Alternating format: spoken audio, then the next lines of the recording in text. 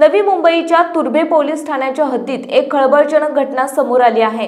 इथं एका 21 वर्षीय तरुणाने आपल्याच मित्राची निर्घृण हत्या केली। आरोपीने मित्राला खेकडे पकडण्याच्या बहाण्याने घनदाट जंगलात नेलं। या ठिकाणी कटरने गळा चिरून मित्राची हत्या केली। हा सगळा प्रकार एका अल्पवयीन मुलाने पाहिला। त्यानंतर आरोपीने तुर्भे पोलीस ठाण्यात जाऊन सरेंडर केलं, तसेच त्याने हत्येची कबुली दिली।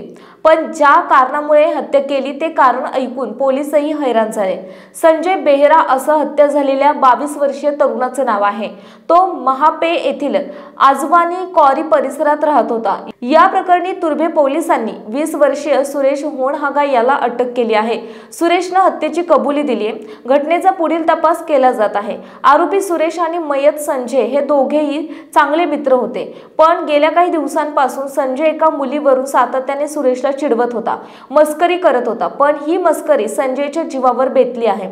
संजय सातत्याने मुलीच्या नावाने चिडवत असल्याने आपली बदनामी होत आहे असं सुरेशला वाटत होतं। त्यामुळे सुरेशनं संजयला मुलीच्या नावाने न चिडवण्याची समज दिली, पण संजयने ऐकलं नाही। त्यानं चिडवणं सुरूच ठेवलं। आपली बदनामी होत असल्याच्या रागातून सुरेशने संजयच्या हत्येचा कट रचला।